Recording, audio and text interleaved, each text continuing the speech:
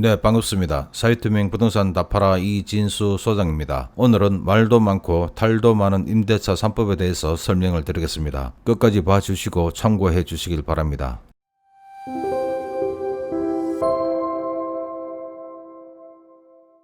먼저 첫 번째로 갱신요구권의 행사입니다. 임차인은 언제부터 임대인에게 계약갱신 요구를 할 수 있는지 한번 보겠습니다. 임대차 기간이 끝나기 6개월 전부터 1개월 전까지 계약갱신 요구를 해야 됩니다. 현행법상 1개월 전까지 계약갱신 요구를 하면 되는데요. 그러니까 6개월 전부터 1개월 전이니까 예를 들어서 12개월 전, 10개월 전, 8개월 전 이때는 계약갱신 요구를 해도 안 된다는 것이죠. 그리고 20년 12월 10일 이후로부터 최초로 계약을 체결하거나 갱신된 계약부터는 2개월 전에 반드시 의사 전달을 해야 됩니다. 이 기간을 잘 기억해 주시길 바라고요. 임차인에게 총 몇 회의 갱신 요구권이 부여되는지 한번 보겠습니다. 갱신 요구권은 1회에 하나여 행사가 가능하며 2년을 보장합니다. 최초 2년을 계약하고 갱신 요구권 행사를 한 번 더 하면 2년이 더 보장이 됩니다. 그래서 총 4년을 살 수가 있고요. 묵시적 갱신도 갱신 요구권 행사로 보는지 한번 보겠습니다. 자, 먼저 묵시적 갱신은 최초 2년 계약을 하고요. 계약기간 만료 6월에서 1개월 전까지 임대인도 거절을 하지 않았습니다. 임차인도 요구를 하지 않았습니다. 이런 상태에서 계약기간이 지나간 상태를 묵시적 갱신이라 하는데요. 이 묵시적 갱신도 갱신 요구권 행사를 보는지를 한번 보겠습니다. 묵시적 갱신은 갱신 요구권 행사로 보지 않습니다. 개정 법률에 따른 계약 갱신 요구권의 행사는 명확한 의사 표시를 하는 경우로 한정이 됩니다. 그러니까 반드시 명확한 의사 표시를 해야 됩니다. 계약 만료 6월에서 1개월 전에 반드시 임대인에게 의사 표시를 해야 되고요. 의사 전달을 반드시 해야 됩니다. 그럼 임차인 갑과 임대인 을이 17년 19월에서 19년 9월까지 최초 전세 계약을 맺었고 묵시적으로 19년 9월에서 21년 9월까지 갱신된 경우에는 임차인 갑은 임대인 을에게 계약갱신 요구권 행사가 가능하다고 합니다. 자, 이게 왜 가능한지 한번 보겠습니다. 자, 여기서의 핵심은 묵시적입니다. 묵시적.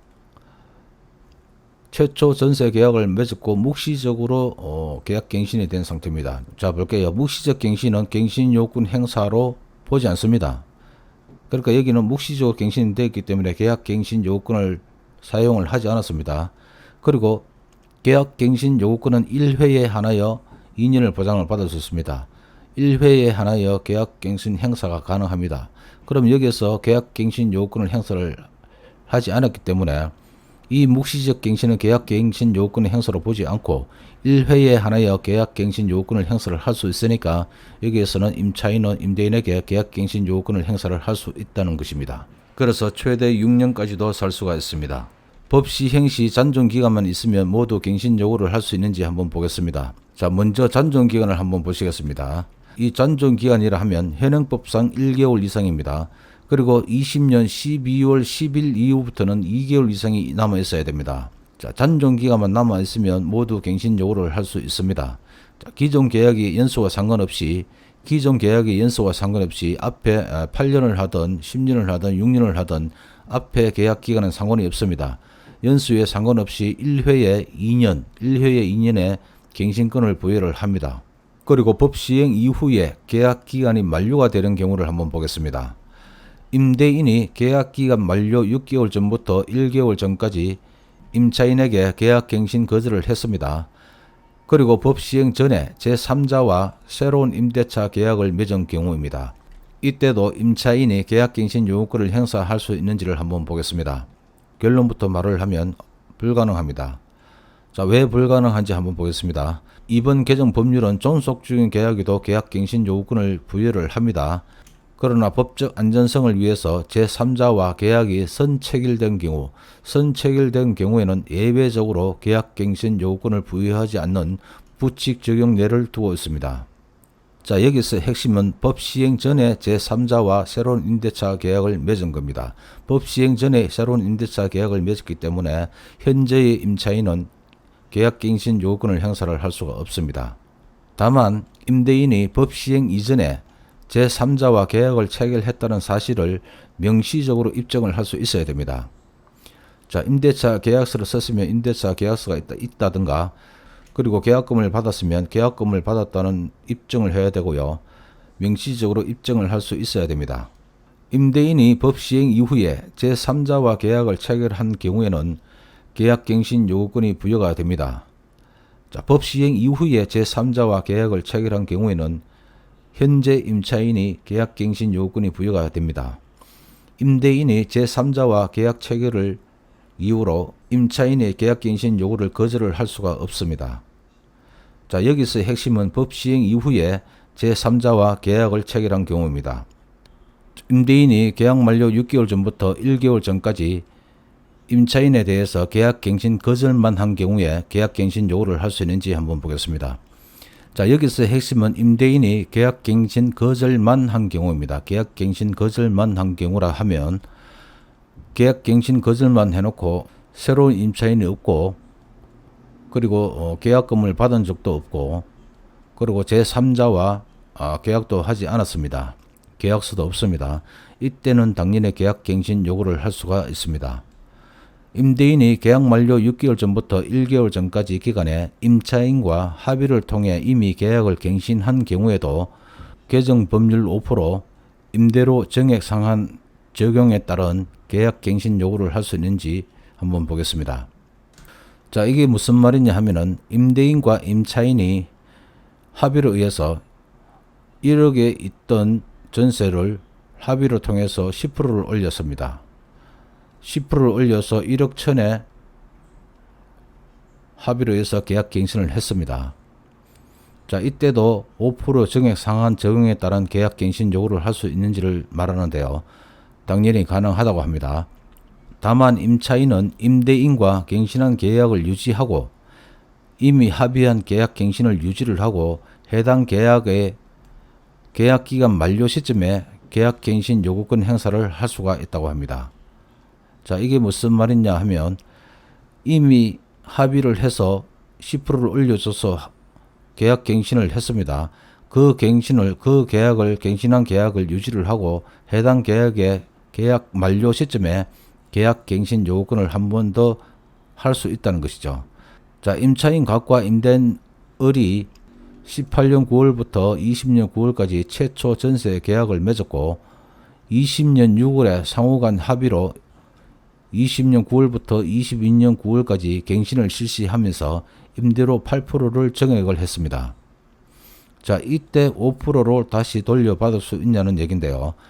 임차인 갑은 20년 8월 계약 종료 1개월 전에 계약갱신 요구권을 행사하여 5% 미만으로 임대료를 조정을 하거나 조정을 할 수 있다는 얘기죠. 임대료를 조정을 하거나 8% 정액한 기존 임대차 계약 관계를 유지를 하면서 계약 기간 만료 시점인 22년 7월 계약 종료 2개월 전에 임대인을에 대한 계약갱신 요구권을 한 번 더 행사할 수 있다는 것입니다.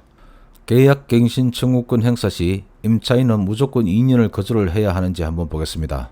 자, 여기서 핵심은 계약갱신 청구권을 행사를 했을 때 말하는 겁니다. 계약갱신 청구권 행사를 했을 때 무조건 2년을 거주를 해야 하는지를 말하는 건데요. 결론은 그렇지 않습니다. 자, 임차인은 언제든지 임대인에게 계약 해지를 통지할 수 있습니다. 통지할 수 있고요. 임대인이 통지를 받은 날부터 3개월이 지나야 효력이 발생합니다.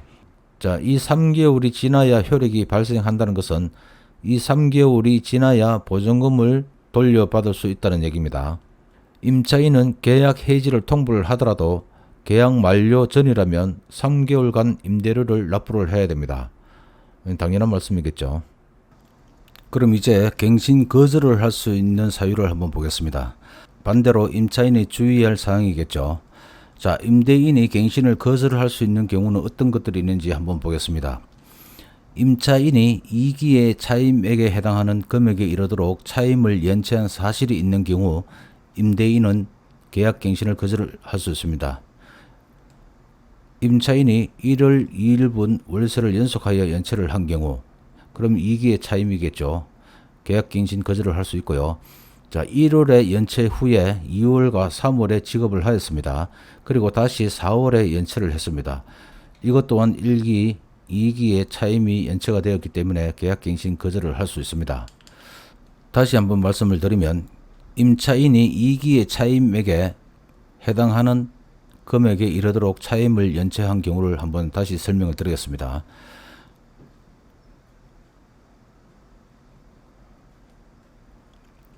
자, 1월달 있고 2월달, 3월달, 4월달이 있을 때 자, 월세를 50만원으로 가정을 해보겠습니다. 월세가 50만이고 2기의 차임이 연체가 됐을 때 2기의 차임이면 100만원이죠. 100만원 이상의 차임이 연체가 됐을 때 계약갱신 거절을 당할 수가 있습니다. 자, 첫 달에는 50만원을 지급을 했습니다. 그리고 두 번째 달은 30만원을 지급을 했습니다. 그리고 세 번째 달은 20만원을 지급했고요. 그리고 네 번째 달은 10만원을 지급했습니다. 그럼 미납된 차임을 한번 보시면 자, 2월 달에 30만원을 지급을 했으니까 20만원이 미납되고요. 그리고 3월 달에 20만원을 지급을 했으니까 30만원이 미납을 됐고요.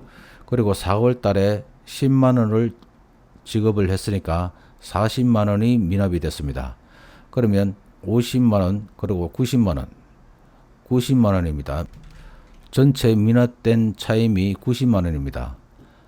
이럴 경우에는 임대인의 계약갱신 거절을 할 수가 없다는 것이죠. 왜냐하면 2기의 차임액에 해당하는 금액, 2기의 차임액에 해당하는 금액이라고 했기 때문에 현재 미납된 차임이 90만원이고 2기의 차임액은 100만원입니다. 그러니까 2기의 차임액이 미납되지 않았기 때문에 계약갱신 거절을 할 수가 없습니다.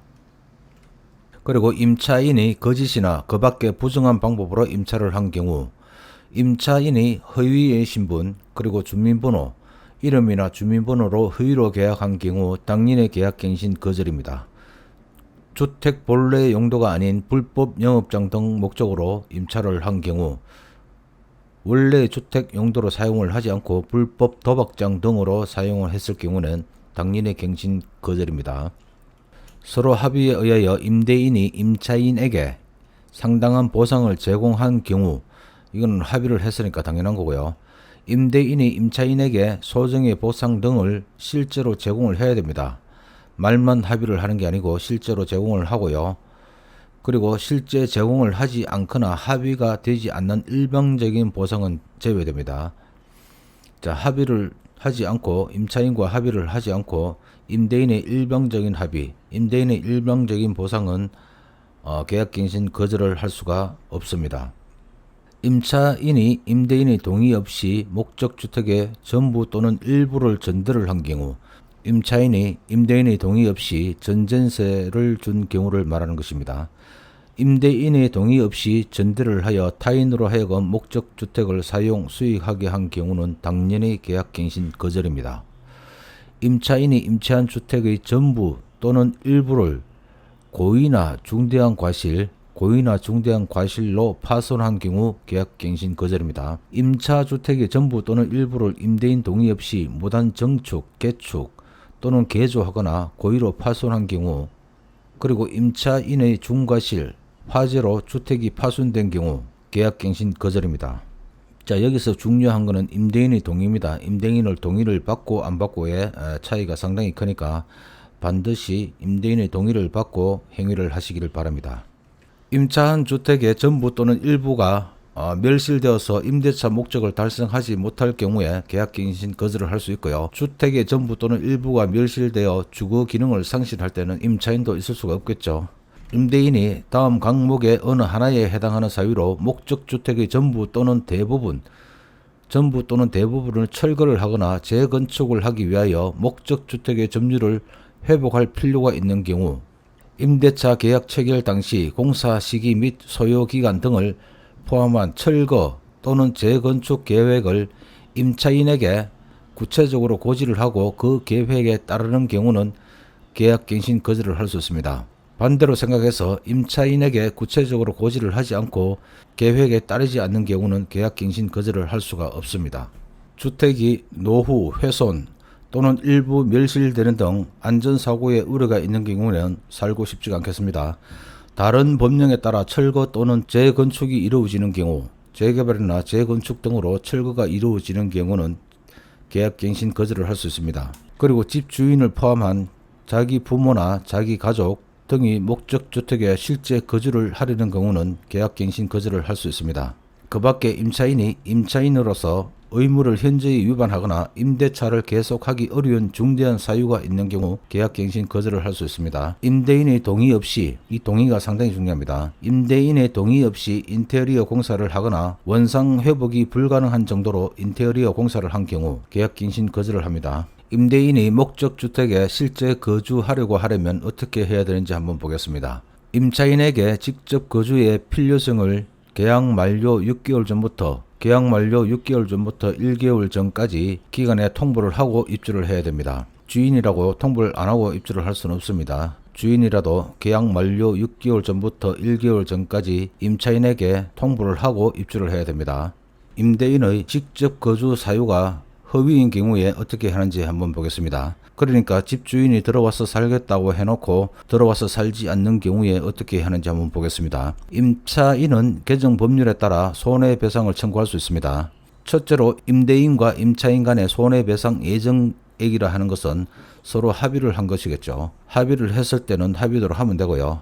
그리고 합의가 안 됐을 때는 여기 세 가지 방법 중에 가장 큰 금액으로 정하면 됩니다. 자, 보시면 갱신 거절 당시 월 단위 임대료, 전세금은 전액 월세로 전환합니다.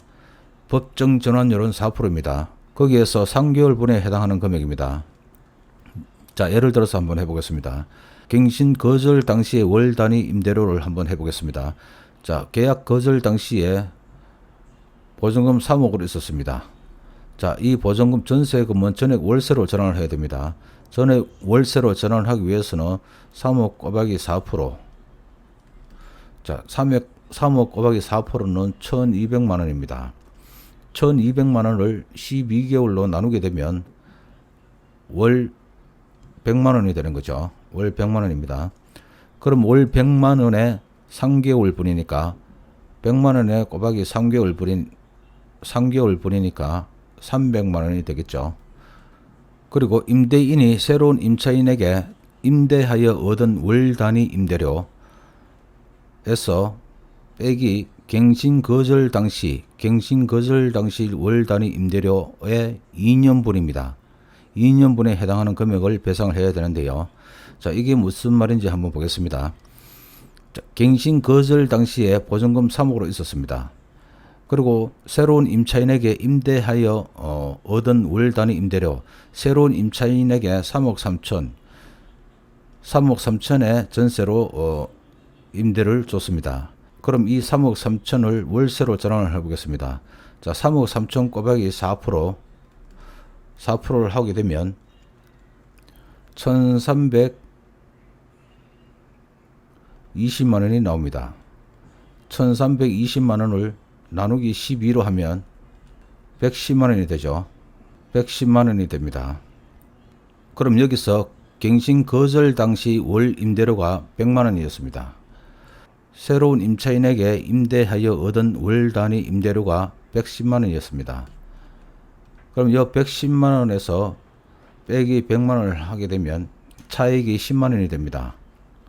이 차액 10만 원을 2년분에 해당하는 금액, 2년분에 해당하는 금액이니까 10만 원 곱하기 24죠. 24는 240만 원입니다. 자, 240만 원과 300만 원 중 큰 금액으로 배상을 해줘야 되는 것입니다. 그리고 세 번째로는 갱신 거절로 인해 임차인이 입은 손해액입니다. 이 손해액은 어떻게 임차인이 입증을 해야 될지 입증을 할 수 있다면 되겠죠. 네, 임대료 상한에 대해서 한번 알아보겠습니다. 임대료 상한 제한 5%는 언제부터 적용이 되는 것인지 한번 보겠습니다.